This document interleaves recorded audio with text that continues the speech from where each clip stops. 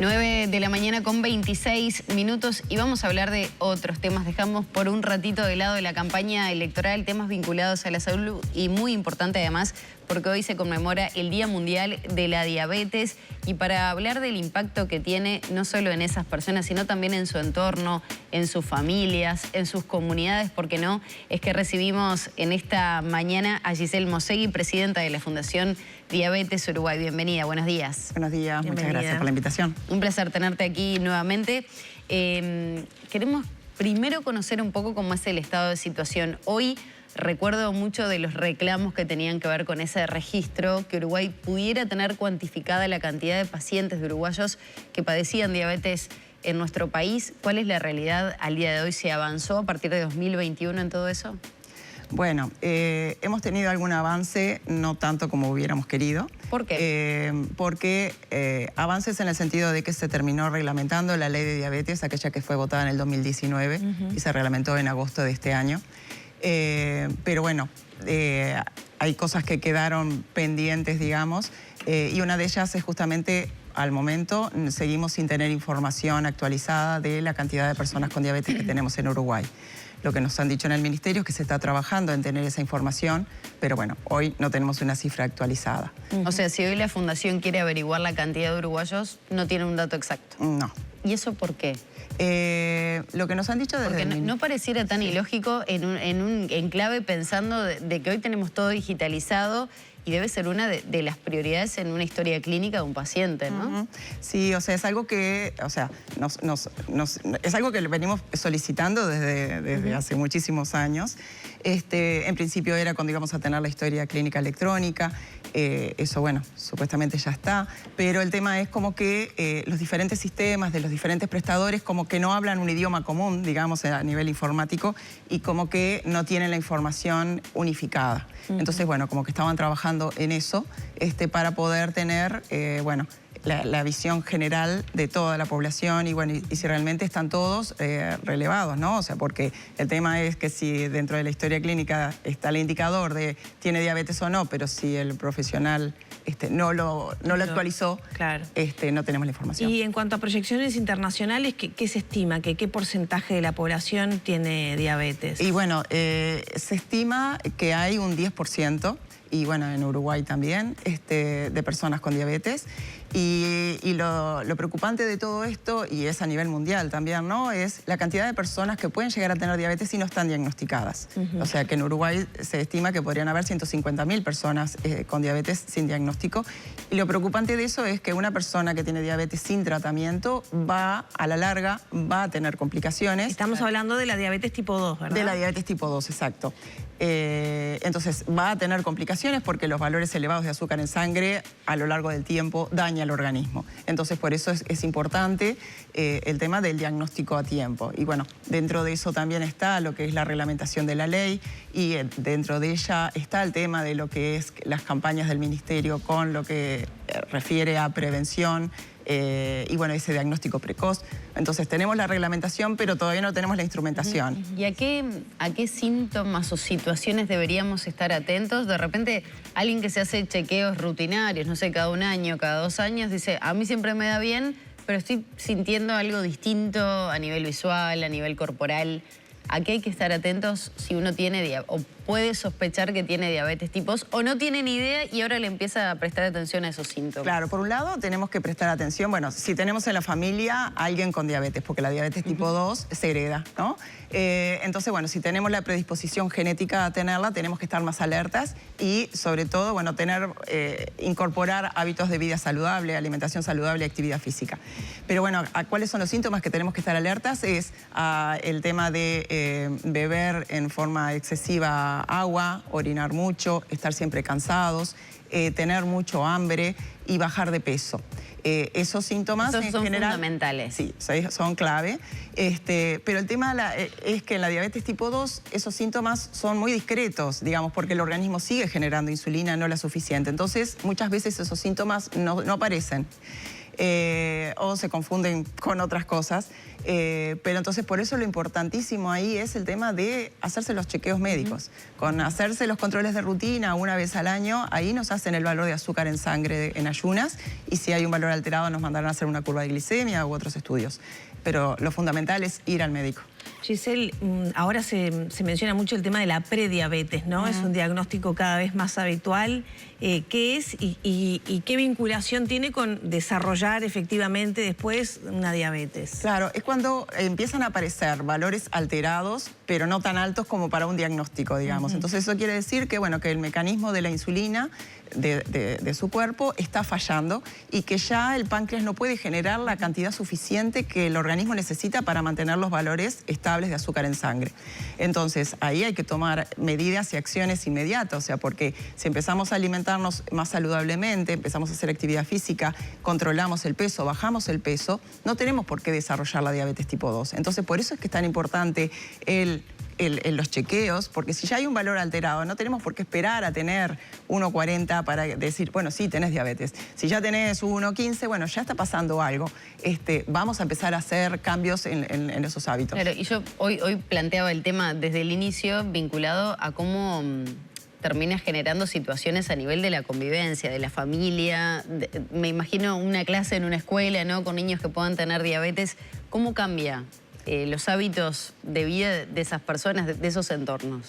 Ojalá cambiaran en todo el entorno para bien, ¿no? O sea, porque nosotros decimos siempre comer que exceso de azúcar es malísimo, claro, lo sabemos, todas las consecuencias que trae, las enfermedades no transmisibles. El tema de esos hábitos de alimentación saludable y la promoción de realización de actividad física es para todos. Entonces, la persona con diabetes, en definitiva, bueno, lo tiene que hacer como parte del tratamiento. Pero estaría bueno que a nivel de la familia todos se sumaran a esos hábitos, porque es bienestar para todos. O sea, no es una dieta especial, es alimentación saludable, bueno, que todos tendríamos que tener. Pero sí hay algunas modificaciones, por ejemplo, a nivel de carbohidratos, a nivel de consumo de harinas. Sí, tenemos que bajar, pero todos tenemos que bajar el consumo de azúcar. A mí me gustaría preguntarte, porque eso obviamente depende de la responsabilidad personal y familiar, ¿no? De cómo educar a los hijos y de cómo llevar adelante la vida. Pero ¿qué valoración tiene la Fundación de lo difícil que es y que no solamente depende de la decisión personal? Cuando uno ingresa a un supermercado, todo tiene octógonos, ¿no? La gran cantidad de productos que uno compra tiene octógonos. Uno termina resolviendo muchas veces la alimentación de los niños fuera del hogar con algún producto que tiene exceso de grasa, de azúcar, o bueno, o todo tiene harina. ¿Qué visión tienen de eso desde la Fundación? Y si hay algún movimiento para, bueno, cambiar esa realidad de la oferta que hay, ¿no? Bueno, es fundamental, sí, la decisión de la familia, digamos, de qué alimentación les voy a dar a nuestros hijos, tengamos diabetes o no. Pero es una realidad que la sociedad de consumo de hoy en día, lo que tenés a primera instancia, de primera mano, son los alimentos ultraprocesados. De repente, no una fruta, no el acceso a una alimentación saludable. Entonces, sí, cuesta desde la familia, digamos, hacerlo realidad. Y también cuesta ese choque de repente en una clase con los compañeros, donde otros llevan un alfajor con un montón de octógonos y la familia que opta que su hijo tenga una merienda saludable. Por suerte y afortunadamente tenemos el tema de las meriendas saludables, es un avance en los centros educativos, pero es siempre una lucha. Y es una lucha también el tema de los costos, ¿no? Porque tener y mantener una alimentación saludable es más costosa de repente que el acceso a estos alimentos ultraprocesados. Giselle, ¿qué pasa con las prestaciones? ¿Qué pasa con, no sé, elementos, instrumentos que se requieren para la vida cotidiana? Y pienso, más que en los adultos, en los más chicos. Me ha pasado de familias cercanas que dicen, bueno, se tiene que estar pinchando, ¿cómo controlo? O se enteran recientemente de situaciones donde uno de sus hijos tiene diabetes, se la detectan. ¿Cómo es las prestaciones que le brinda el Estado a esas familias? Bien, en ese sentido, este año hemos tenido algunas nuevas incorporaciones a las PIAs, en donde se están entregando los sensores de medición de glucosa para los menores de 21 años. ¿Qué representan exactamente? ¿Te van midiendo la glucosa que tenés en sangre? Sí, sin tener que hacer la punción capilar, sin tener que pincharte el dedo. Es un sensor que va en el brazo y que con un lector te escaneas y ves cuánto tenés de azúcar en sangre. Entonces, es un avance, bueno, porque es una tecnología más moderna, obviamente, minimiza el tema de los pinchazos, la adherencia al tratamiento también aumenta, y bueno, y eso se está entregando a los menores de 21 años. Gratis. Sin costo de lo que es en salud pública. En los prestadores a un valor bastante más económico de lo que sale el sensor comprarlo en el mercado. El detalle que estamos teniendo es que cada prestador de salud definió qué sensor. Hoy en día tenemos varios sensores en el mercado. Entonces, bueno, el prestador de salud define qué sensor está entregando y hay muchos casos en que, sobre todo en salud pública, que eligieron una marca en el cual necesitan de un celular para que transmite directamente los datos al celular. Entonces, los chiquitos tienen que tener un celular con conexión a internet y tener que estar con ese celular siempre, digamos, para tener sus valores. Entonces eso es como una contra para el manejo de esos valores de glicemia para esas familias. Cuando hay otros sistemas que solamente, o sea, no necesitan celulares, solamente el lector y, bueno, es también más económico poder acceder, ¿no? O sea, porque teniendo el lector... ¿Para algún tipo de alarma o de alerta cuando hay más allá de estarse escaneando constantemente, cuando se viene dando un pico, le puede avisar a la persona? Sí, hoy en día hay nuevos modelos en donde están esas alarmas que se pueden programar por un valor alto o por un valor bajo para que la persona tome decisiones. Sí, o sea, realmente es una herramienta muy útil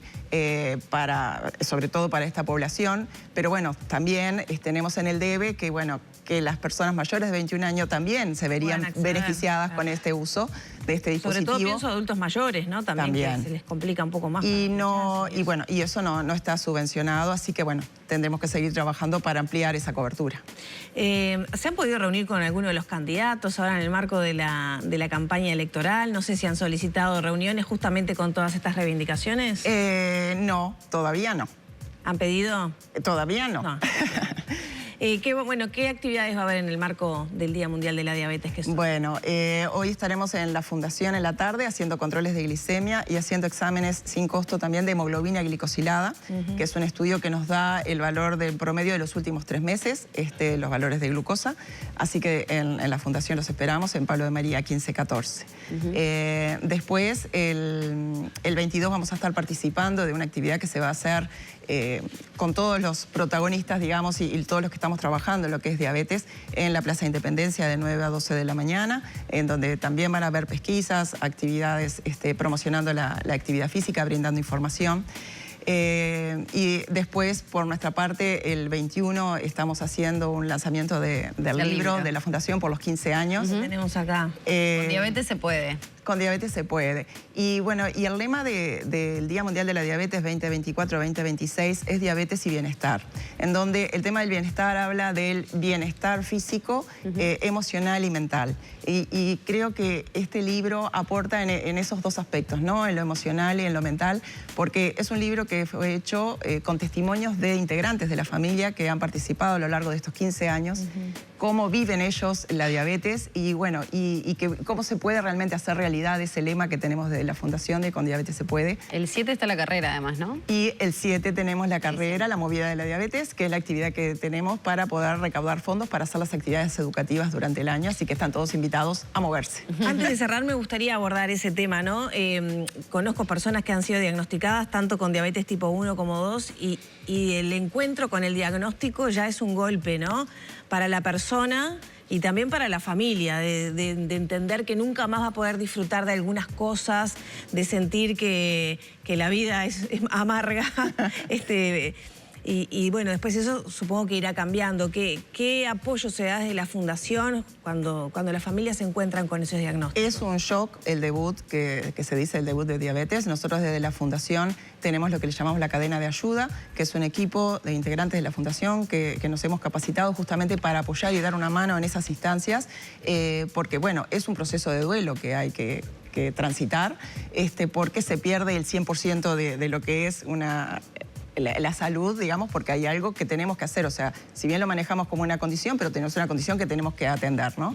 Entonces, desde la Fundación está esto de poder acompañar, poder apoyar, poder compartir experiencias. Por eso también esto del libro es importantísimo.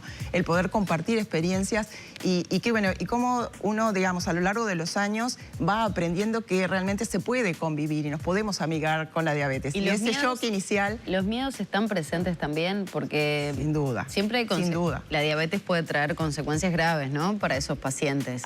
Estamos tratando de concientizar y hablar lo mejor posible de la convivencia, ¿no? Con esta enfermedad. Pero sin embargo, imagino que eso se puede ver reflejado también en un diagnóstico. Sí, por supuesto. Cuando te dicen tu hijo tiene diabetes, los miedos te surgen porque siempre lo que tenemos muy registrado son las complicaciones de la diabetes. Una ceguera, amputaciones, problemas al riñón. Y estas complicaciones aparecen luego de muchos años de descontrol de la diabetes. Entonces, por eso es tan importante el diagnóstico a tiempo, amigarnos con la diabetes, hacer el tratamiento para evitar las complicaciones. Entonces, en ese sentido, el apoyo es fundamental. La parte emocional pesa mucho en lo que es el buen control de la diabetes y cómo uno encara para toda la vida, porque es una condición crónica, no tenemos cura y si no nos cuidamos de la diabetes nos va a hacer daño. Entonces es fundamental ese impacto y ese apoyo que se puede dar y desde la Fundación lo estamos dando. Giselle, muchas gracias. Recordemos que hoy entonces se hacen esas pesquisas, ¿no? Exacto, en la Fundación de 15 a 18 horas los esperamos. Muchas gracias.